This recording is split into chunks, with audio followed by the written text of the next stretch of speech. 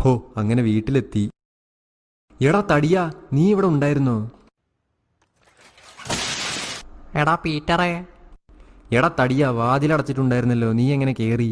ആ ജനലിന്റെ കമ്പി വളച്ചങ്ങോട്ട് കേറി. എടാ കള്ളപ്പന്നി, നീ എന്റെ ജനല് കേടുവരുത്തിയോ? എടാ മക്കളെ, ഞാൻ നിങ്ങൾക്ക് വേണ്ടി കഞ്ഞിയും ചമ്മന്തിയും ഉണ്ടാക്കുമായിരുന്നു. എന്താ ഇവിടെ ഒരു ബഹളം? ഒന്നുമില്ല മമ്മി. എന്നാ ഞാൻ പോയി ഉണ്ടാക്കട്ടെ. നീ കഴിക്കാനുണ്ടാവില്ലടാ മോനെ. ഹാ ആൻറ്റി. ഡാ തടിയാ, നീ എന്തിനാടാ എന്റെ റൂമിൽ കയറിയത്?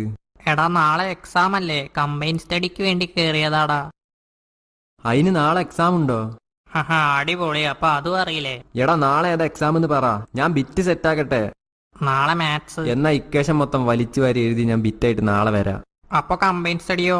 അവന്റെ കമ്പൈൻ സ്റ്റഡി. നീ കഞ്ഞി തിന്നാൻ വന്നതല്ലടാ സീമപ്പന്നി. ഞാൻ പോയി ബിറ്റ് എഴുതട്ടെ. എനിക്ക് തരുവോ? ആലോചിക്കാം. തന്നില്ലെങ്കിൽ ഞാൻ മിസ്സിനോട് പറയും. ഛേ, ഈ പന്നിയെല്ലാം കുളമാക്കും. മിസ്സിനോട് പറഞ്ഞാൽ നിന്റെ പണ്ടം ഞാൻ എടുക്കും.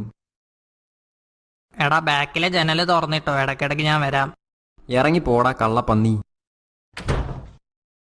അളിയാ ബിറ്റ് സെറ്റല്ലേ? ഞാനൊന്നും പഠിച്ചിട്ടില്ല കേട്ടോ. ബിറ്റ് എഴുതി എഴുതി 2-3 ബുക്കായി. എന്നാ പിന്നെ നമുക്ക് ആ ടെക്സ്റ്റ് അങ്ങോട്ട് വെച്ചാ പോരെ?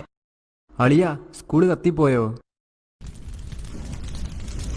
എക്സാം ഉണ്ടാവില്ലടാ, വീട്ടിൽ പോവാം. ടീച്ചറാ, ഈ സ്കൂൾ എങ്ങനെയാ കത്തിയത്? ഹോ, ഇപ്പളാ ശ്വാസം നേരെ വീണത്. അപ്പൊ എന്റെ ബിറ്റോ?